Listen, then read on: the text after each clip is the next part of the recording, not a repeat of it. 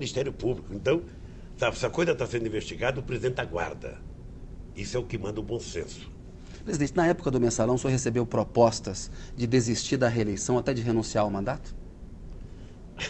Não, pior é que eu acho que esse era um dos objetivos. Era de tentar... Enfraquecer politicamente? O Kennedy, pega a história do Juscelino. Pega a história do Getúlio. O Getúlio governou esse país 15 anos com Honduras, com 4 de democracia, se matou. Pega a história do Juscelino. Pega o que faziam com o Juscelino nesse Congresso Nacional, sabe, na imprensa, para depois você notar que 50 anos depois ele foi transformado em herói nacional.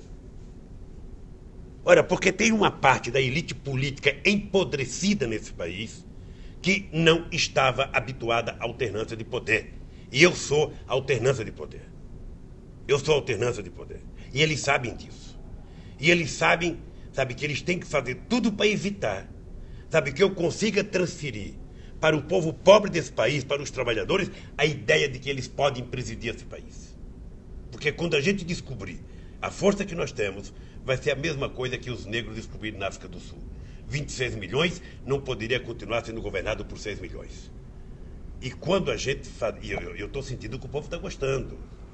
Eu estou sentindo que o povo está descobrindo. O senhor é um que presidente popular, claro. Eu vou num catador de papel, eu falo para eles, vocês podem chegar a presidente da República. Não por ser catador de papel, porque vocês têm que se preparar para chegar lá. Acabar. Ninguém diz que o país tem que ser presidido por alguém que tem diploma universitário, por alguém que é fazendeiro, por alguém que é empresário. Eu também não quero que o Brasil seja presidido por alguém que não conheça nada. Mas esse país já teve presidente que não conhecia nada de país. Nada. Eu não vou citar nomes aqui, mas tem presidente que não conhecia mais do que a Vila Maria em São Paulo. E foi presidente da República. E não dá certo.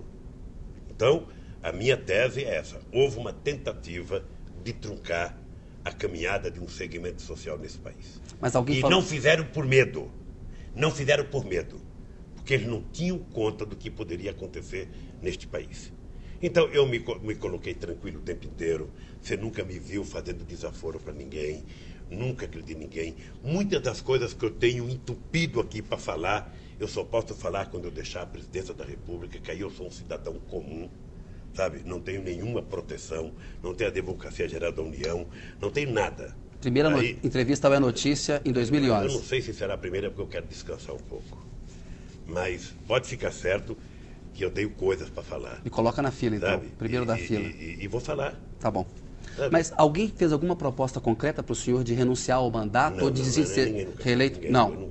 Nunca tiveram coragem de fazer. Nunca. Somente uma vez foram me dizer o seguinte: Lula, é preciso tomar cuidado que eles estão preparando o impeachment. Eu disse para o interlocutor, olha, diga para quem você quiser dizer que na luta política eu aceito qualquer coisa.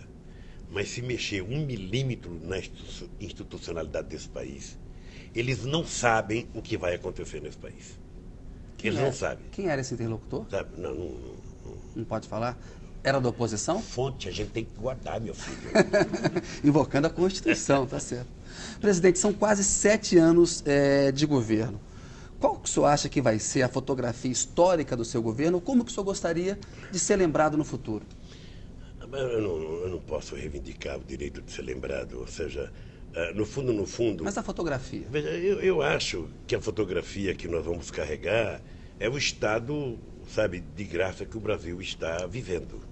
O Brasil melhorou, os pobres melhoraram, sabe? Há um avanço em todas as áreas desse país. Então eu acho que o conjunto disso é que vai dar uma fotografia do que foi o governo Lula. Não apenas eu, mas meus companheiros que trabalharam no governo, vocês que cobriram, ou seja, vai ter um momento em que essa pintura que é feita a cada dia, a cada hora, a cada gesto, a cada discurso, a cada decreto, a cada lei que eu sanciono, vai ter hora que tudo isso vai ser colocado numa única tela e a gente então vai ter a cara do governo Lula. Em 2009 o Brasil superou superou a mais grave crise econômica da história recente. Mas lá atrás, quando o Lehman Brothers quebrou em setembro, aquele final de ano que veio aquele número de desemprego alto, os empresários ameaçando demitir, a Vale demitindo, o senhor achou que aquilo podia comprometer o final do seu mandato, o senhor terminar mal o governo? Aquela maldição de que o segundo mandato é pior do que o primeiro e que, no seu caso, não está se confirmando?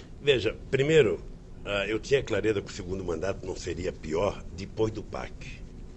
Antes da gente fazer o PAC, esse era o meu medo, e eu dizia para muita gente que eu não queria ser candidato à reeleição, porque eu tinha medo do segundo mandato.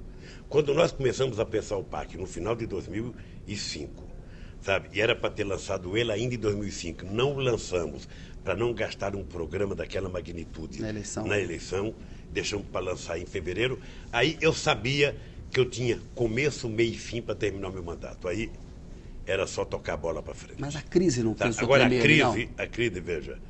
Primeiro, Kenny, eu sempre tento separar a crise do seguinte.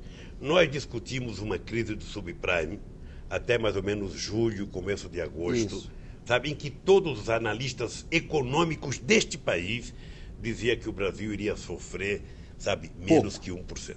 Era a tal fase da marolinha. O que aconteceu depois? O que aconteceu depois é que quebrou o Lehman Brothers. E quebrou por quê? Porque possivelmente se o presidente Bush, antes do banco quebrar, tivesse colocado 60 bilhões de dólares no Lehman Brothers, ele não tinha quebrado.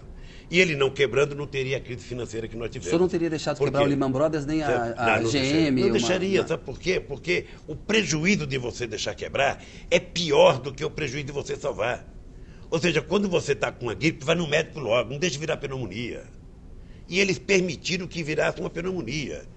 Hoje, Kennedy, a gente tem informações ainda do FMI, do Banco Mundial, trilhões e trilhões de dólares foram colocados para salvar o sistema financeiro. Isso.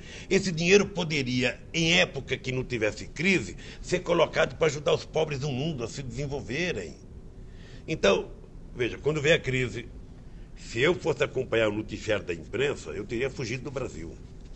Porque era uma desgraceira só. Eu levantava de manhã, era uma quantidade de manchete, acabou isso, acabou aquilo, sabe? O mundo acabou. Do mundo inteiro. Eu fui para a televisão, não se esqueça que eu fui para a televisão dia 22 de dezembro, numa decisão pessoal minha, eu quero falar com o povo brasileiro.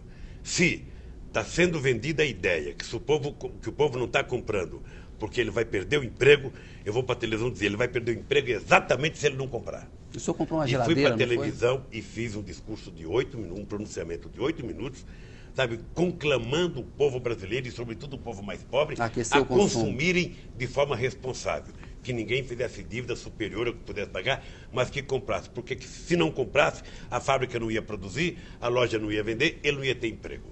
E, graças a Deus, deu certo. E hoje, Kennedy, veja, já é reconhecido pela imprensa brasileira, é reconhecido pelos empresários brasileiros, é reconhecido pelos sindicalistas brasileiros, é reconhecido, sabe, em Londres, em Nova York,